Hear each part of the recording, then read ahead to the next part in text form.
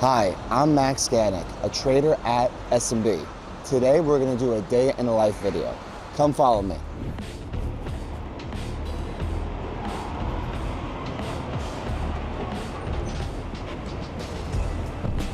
Usually I wake up at around 6:45, go to my computer at home, see what's moving and see whether or not there is a need for a very quick morning game plan before 7 a.m. At that point, I will go and have a quick breakfast. Typically for me, that is just a protein shake. I like things that don't really spike my blood sugar, so that way my energy levels can stay at a steady pace throughout the morning. From there, I'll typically leave for the office at around 7:30 and get to the office at around 7:45. Once at the office, we'll start doing a more formal game plan. First, what we'll do is we'll have two different morning calls. First is going to be the one with my specific team, and then secondly is going to be the one that is a more broad, firm call. Then we're going to dive deep into specific game plans and management for our trades. The first order of business is to go over swing positions and how exactly to manage those trades right at the open. Next will be to actually game plan any other morning trades.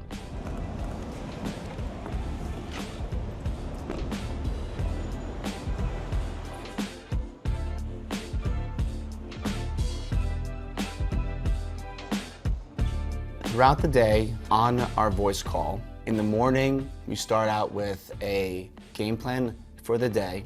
First things first is to go over any swing trades from the prior day, and then it's time to game plan new trades for the morning. Hey guys, what's up? What's up, man? There are typically 2 or 3 different style days. The first is going to be one where it's extremely active and we're nonstop calling out symbols and trades and setups, and we are all super focused and super high energy. The second is going to be a day that is sort of mixed, where most of the day is spent game planning, potentially planning swing trades by the close, with a few high action moments. And then the last day is where overall the action is dead and there's few to any trades that day. And I think that whoever was doing that is probably going to be selling on this news. Yeah, I mean, I agree. Yeah, so are you delta neutral right now? If it goes lower, yeah. Like if it drops back under 8, I think I'm delta neutral. But if it keeps going higher, then I have some more shares to sell. Cool. All right, thanks. Thanks, dude.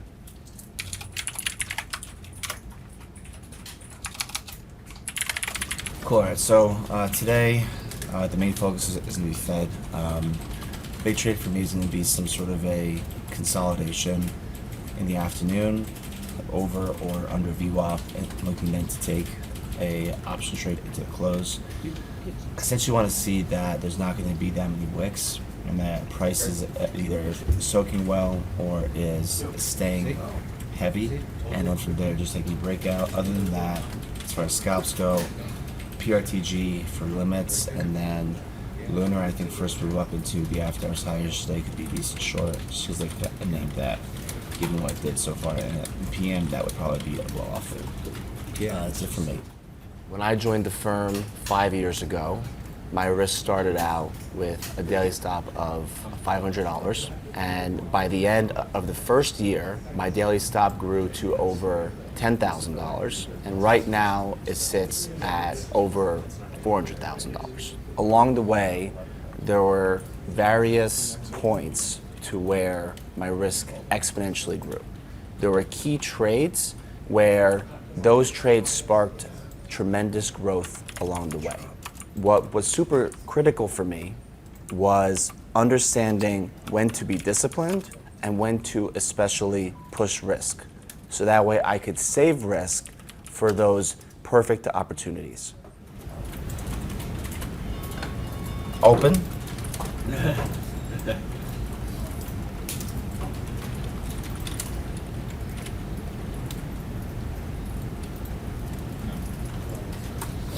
AG is quite big. Is that just offers, or do you get any? I only got 25. Did you get filled on like a sell lower or like when it down? Just when it was set. It won't trigger. It did trigger. It just didn't vote. I feel like that's offers, man. Please. All right, now here's the question: high day stop or 131? Yep, I'm here. Like half, maybe. I think half. So I that is almost a double, right? And like that could be like the turn. Getting bigger as a trader is not a straight line. In 2022, I ended up drawing down $1 million from my peak. During this time, it became extremely stressful. Every single day felt longer. I definitely questioned whether or not I would be able to do this long term. At the peak of my drawdown, what I did was I sized down to around 1/3 of my daily stop, purely focused on green days, trying to put a clear bottom in place so that way I can grow from that point.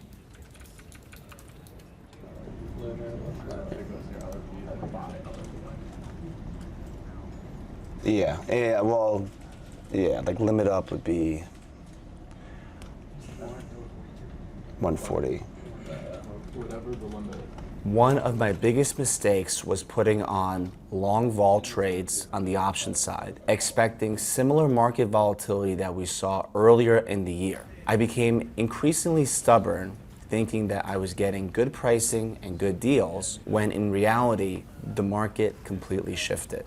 One specific trade where I lost somewhere near 150,000 on was a vol idea into a earning report. I figured that because prior events, this strategy worked in a different market climate, this was the perfect strategy to work out of a big losing month.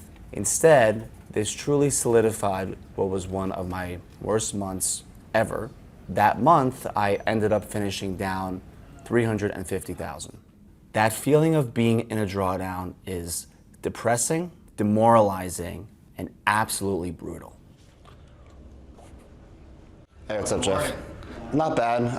OMX, it was that symbol that was down like 90% yesterday. Yeah. Bounced back up today, and it was a really strong first move up. Yeah. Closed yesterday like 45 cents, open at like 80. First move up to like 145, turned. A little pause before was really interesting, before that explosion. Yeah, like $1 or so. Yeah. But yeah, it was 3 straight limit ups. It turned, it failed limit down. It was decent short back down towards VWAP. Yeah. You know, that's basically it. So now I'm just gonna go work out, then get the Fed later. So. Yeah. All right, enjoy. Cool, thanks man. Yeah. There are countless days where I would be up at 4 and I would be trading almost nonstop until 8 p.m. because there was just so much opportunity that even missing 1 hour could be the difference in the week.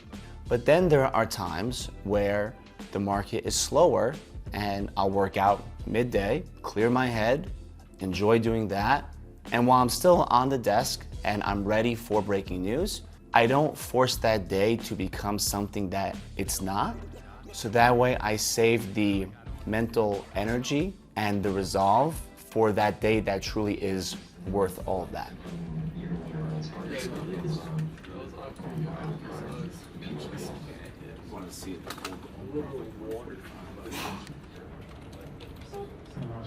So one of my favorite things to do during the day is to snack on sour gummy candy. So if, let's say, there is one day that I'm really craving something like Sour Patch or Sour Crawlers, I'll get myself a protein shake, I'll get myself a beautiful bag of Sour Patch, and that'll be lunch. You know, at the end of the day, while it's not something that I do every day, it's those little things that can put a smile on your face throughout the day.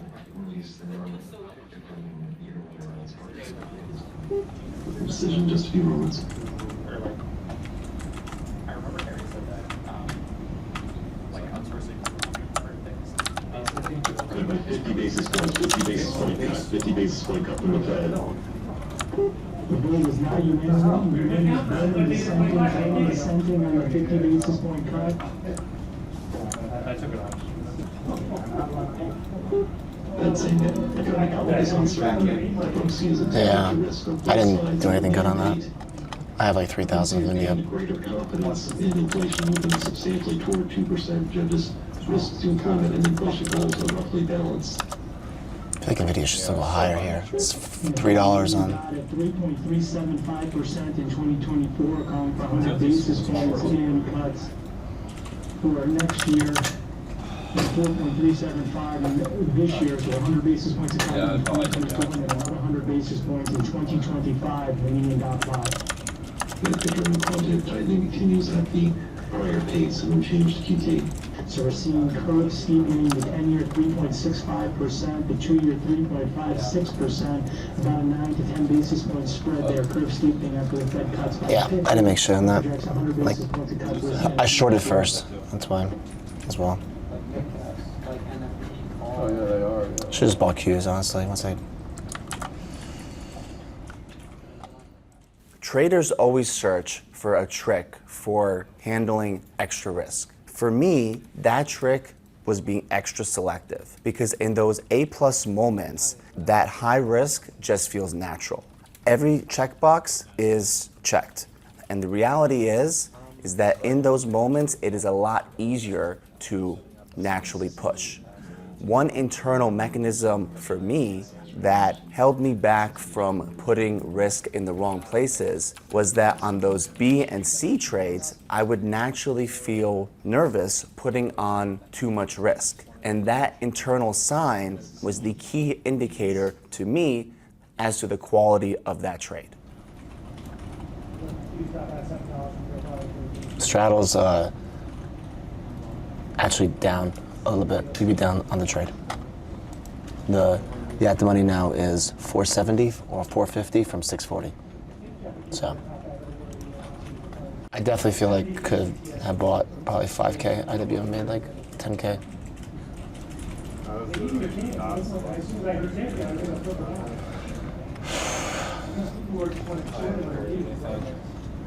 I thought I heard somebody say it was like a pretty dovish case all around, but I can't confirm that, so.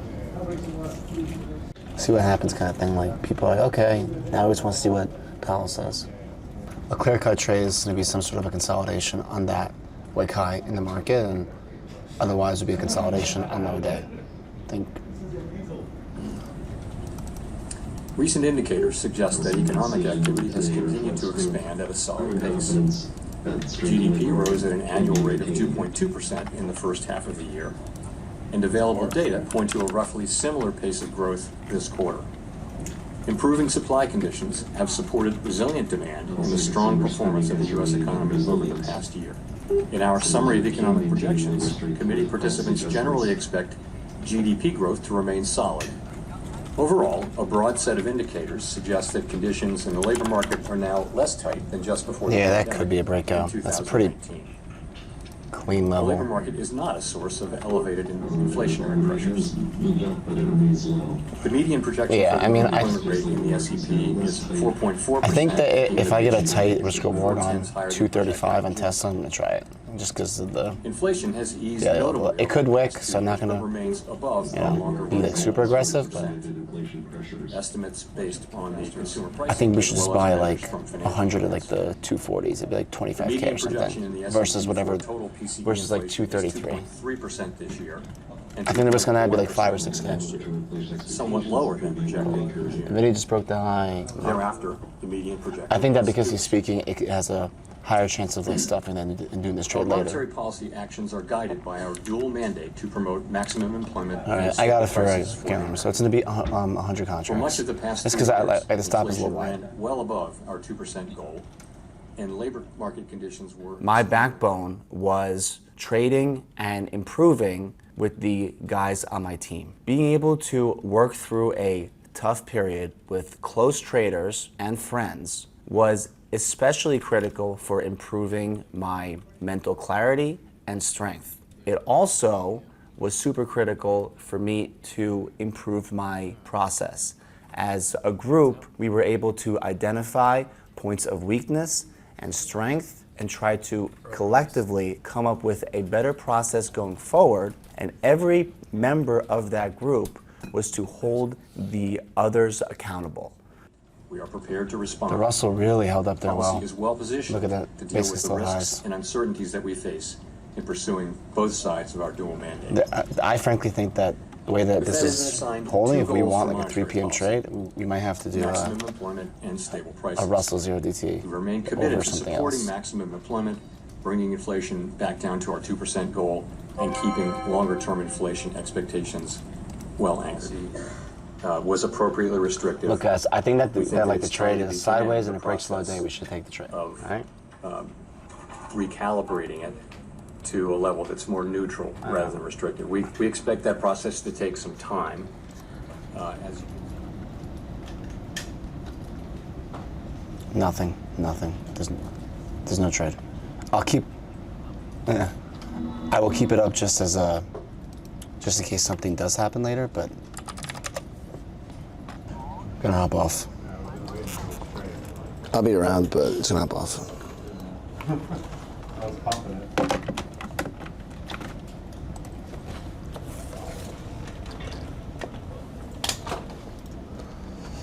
Today, the big thing was all about Fed Day, and it was what was the Fed going to do at 2 p.m. So understanding that any trades in the morning were going to be on purely just small caps for me, because I figured that any directional moves would not sustain, and there would be no real clear edge until Fed Day passed.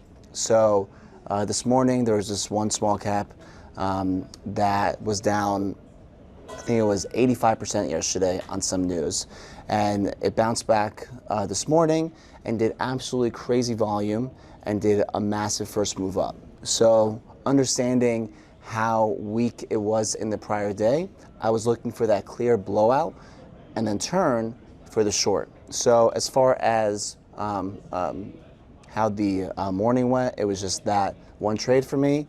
At that point, once that passed, I ended up going to the gym midday. Just wanted to regroup and refresh for the Fed.